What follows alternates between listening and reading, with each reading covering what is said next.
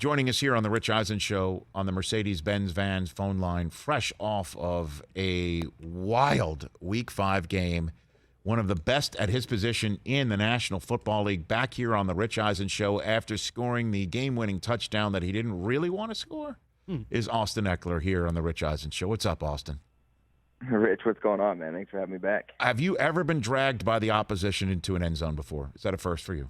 You know, I can honestly say I've never had a situation where I didn't want to score a touchdown where I could have, and then that the defense actually scored me to the end zone. Yes, right? Like not even in Pop Warner, Austin, right? Like that's never happened, ever. Right, yeah. It's just one of those circumstances that you see a few times, a couple years, and it just happened to be there.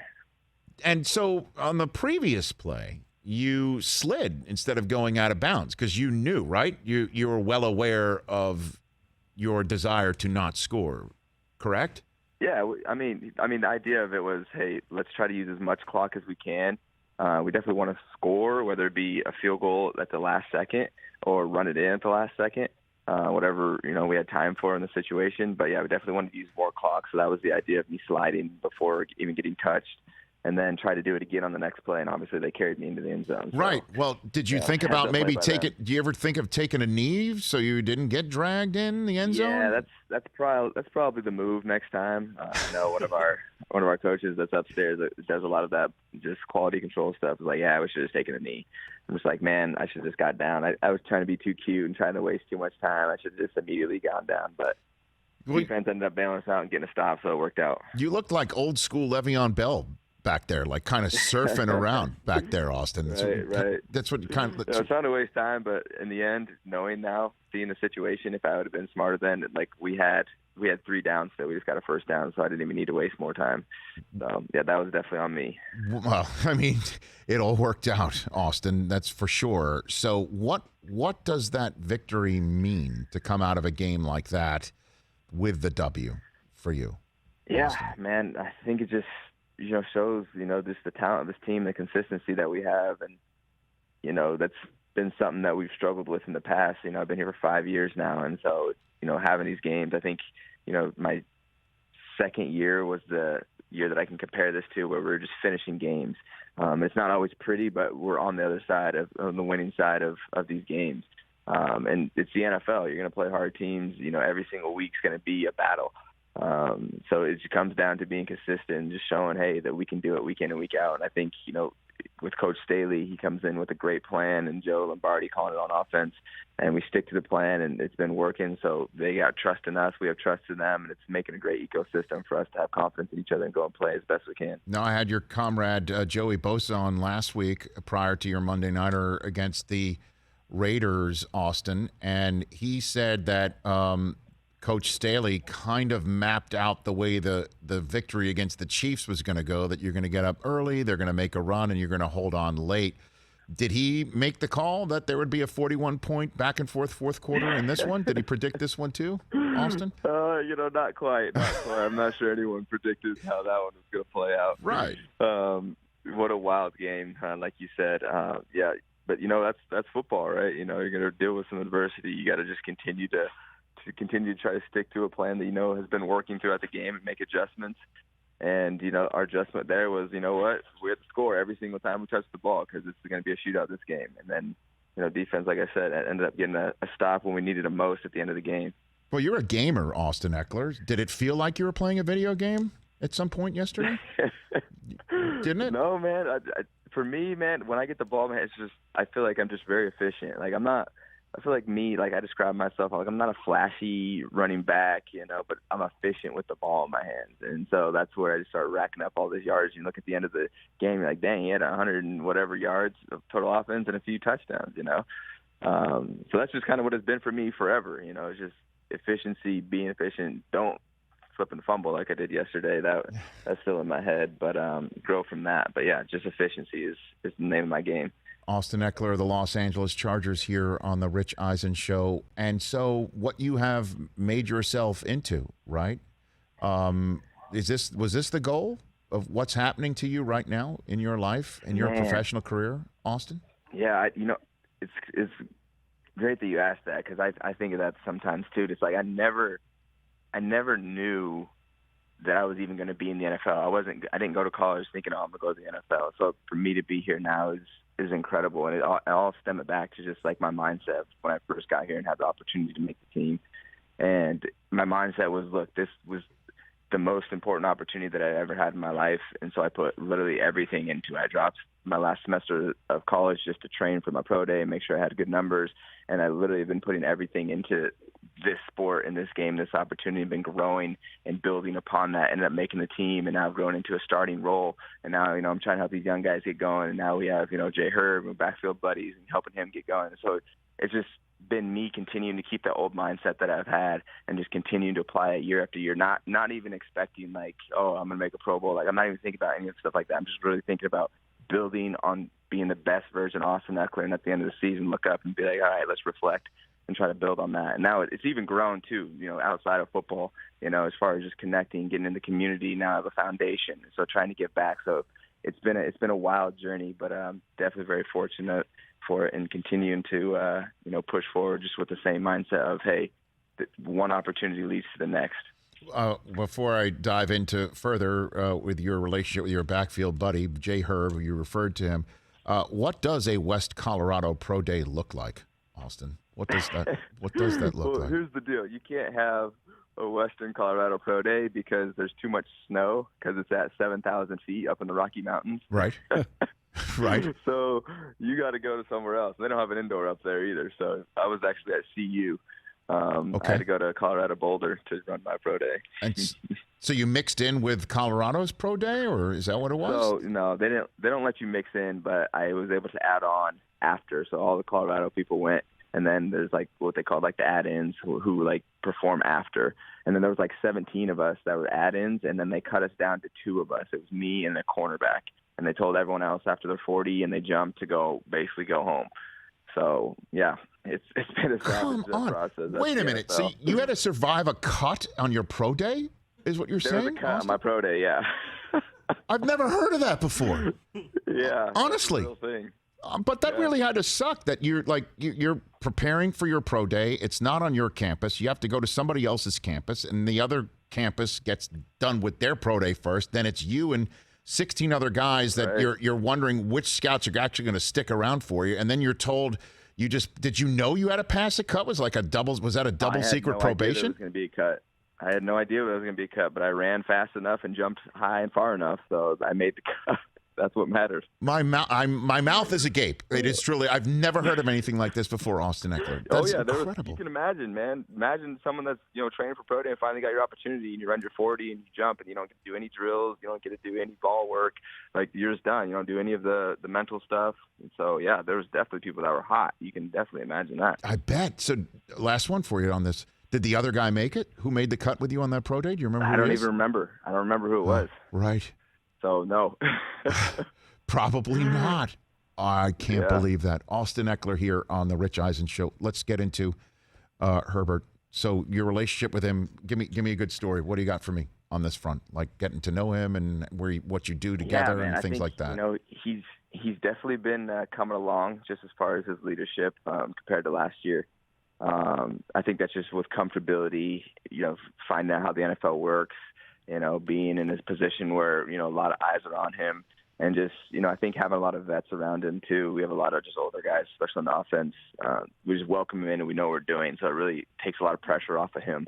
And bringing in the center, too, like Corey, who can really run protections and run ID points, really helps just him feel comfortable. And when he feels comfortable, guess what? Now he's feeling more confident. Now he's, in a better mood because he's not as much stress on him. So it's helped him build chemistry with us and with me. Like I said, I always tell him, like, every game day, like, hey, man, I got you back out there. Because I'm like the last line of defense, then other than his legs. So he's been coming along, and, man, like, building some camaraderie. I've seen him, just come more alive in the offensive huddle too, just making sure we're on our key points, just giving guys, hey, ball security, hey, we're trying to do this on this play, hey, be ready for this check. And so just seeing him just develop, right? That's, what you want to see in all your players, but especially in your quarterback position, especially the way he's playing. So looking forward to continuing to be his backfield buddy for a few more seasons down the road. Yeah. Bosa mentioned something about Victory Brisket Austin. What is that? Yeah, they got this little group called the Brisket Boys. What is that? They go after every win. They go make themselves a brisket. They have some Traeger grill thing that they do. Mm-hmm. Yeah. Okay. They got a little club over there. What about you? What club do you have? Do you got one? Man, I'm always just trying to connect with people and get back in the community. So I got a lot of stuff going. I'm actually working on a really big project that I'm sure I'll be on here talking again once that develops a little bit more towards the end of the year. But it's just a ways for me to connect. Like, okay. That's what I do in my free time. It's like, how can Austin Ekeler help other people? Because you see me with like fantasy football. I have a fantasy football show on Yahoo, and so for me, it's like I said, I came from Western Colorado, like this little tiny school, and so I have all the support now, and I'm just so thankful for the opportunity. So it's my way of giving back, and that's kind of what I like to do in my free time is help people find skills, learn skills about themselves, and help them become a better version of themselves like I've been able to through the NFL. So you don't need their stinking brisket, right? I mean, hey, if they would invite me to brisket, the brisket thing, then I'll gladly show up. But they got their own little thing going, so they can. I don't mean to divide the team. I mean, everything seems to be going so well. No, Austin. we all got our own stuff, right? I mean, we're not divided. We spend hours every single week together, so we need a little time away. Well, I also, I hear nothing but raves from your locker room about the new head coach, and we showed also him giving out game balls after beating the Raiders, and if I'm not mistaken, you received one after that game? Yeah, I got one for the Raiders game. Okay, yeah. So what does that mean? Yeah, you get a game ball in this coach and what the HC is doing? And it's special, because we all put so much work into this. I feel like, as just a win in general, we should all, like the team's basically getting a game ball. But to have coaches have respect and show that respect by giving out game balls, that's always an honor. It's kind of like wearing that captain on your jersey, but just for an individual game, it's like you performed exceptionally this game. We need everyone to perform, but you went a little above and beyond and helped us get the win, right? So it's always special for the game balls for sure, and they're rightfully so given out. And so like you said, we respect Coach Staley so much just because he's proved himself to us. So having that honor from getting a game ball from him is definitely something that you don't take lightly and remember forever. Yeah, it kind of also up on your shelf. Sure, it also helps to say, I before I got here, I was the DC for Aaron Donald, and I helped Von Miller with his pass rush in Denver, and I'm also a former quarterback in college. I mean, he kind of touches on everything, right? I mean, you think about it. But, Yeah, man's been around a lot of football, and you can tell that too. And he's a super smart guy. How he breaks it down to us, for the team's aspect too, as far as what the game plan is something that I really like in his coaching style. What was it like in that locker room yesterday after that game? I mean, it has to be one of the craziest games you've ever played anywhere at any level, Austin. Yeah, that was definitely one of the craziest games. Absolutely. We're just going back and forth and back and forth. And then converting on fourth down, especially on offense, just like, wow, like we were rolling. But yeah, after the locker room, I was just in awe. Like I was in awe. Even when I went and did my press conference, man, I was just in awe. Like we just pulled that out. Like we did that. Like the Los Angeles Chargers went out there and actually overcame some adversity that were so many years we've been like falling short, and it's like that wasn't an easy one either. That was a really hard one. That's like, we're proving our team.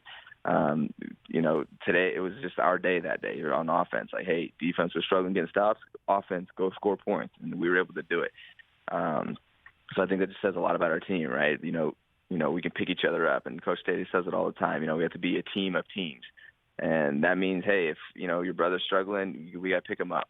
Obviously we're trying to all play as best we can, and try to have a definitive win, but this is the NFL, so it doesn't happen like that very often. So, yeah, definitely taking this week, for Baltimore and approaching it like, hey, we're playing another great team again. Here we go. What's the plan? Let's go out and practice well. It all starts in practicing all the things we preach every single week going into the week as far as operation, as far as being efficient, and then going out and put it out there. Yeah, I mean, it could be a battle of 2 4-1 teams, and that might be the difference between you potentially taking a January flight one day to chilly Baltimore or you chilling in SoFi. And so that's my last question for you is, how prepared do you think this team is for the expectations to be raised and being mentioned along with the Bills and the Ravens as an AFC real deal combatant here for the chance to stay in your building and play for the Super Bowl?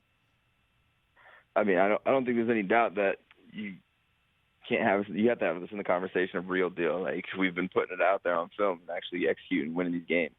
So I would say, yeah, you definitely have to put us in that conversation. But, it comes down for a player's aspect, it's week by week, right? Like, we cannot focus on anything beyond this week. This is the week that matters, because if you don't win this week, then your conversation of anything at the end of the season has no relevance. So that's our mindset, and it has to be, and it's the same thing across the entire NFL. Like, this is the week that we have to come out and show. It doesn't matter who you're playing. You have to win this week, and you have to continue to do that. And that's kind of a routine you start to get in the NFL, and that's what, helps sustain when you can, especially when you can get on a winning drive or a winning streak. You say, okay, what we've been doing is working. Let's continue to do that. When you start losing that, you're like, okay, how do I change up my routine? How do I, you're trying to do new things. I feel like we have a good chemistry right now. So we're trying to ride this wave as much and as hard as we can every single week. Well, Austin, we're fully vaxxed spot. So on your bye week in a couple weeks, if you want to come in and tell us what's going on with your organization and your community work or whatever in person, I'd love to have you here. If not, we'll take you over the phone. Let's do this again real soon. Yeah, I appreciate it. Thank you, Rich. I appreciate you having me on, man. Right back at you. Congrats on everything, and just try not to score better next time, okay? Will you please? Okay. Just got to get better. Got to get better. You never thought you'd be in a position where you want to score but really don't want to score, and you just got to work on that. You just got to get better. One every time. Thanks for the call. Take care. Yep. See you, man. That's Austin Ekeler, everybody. Hey, you watched all the way to the end. Thanks for that. Watch more right here.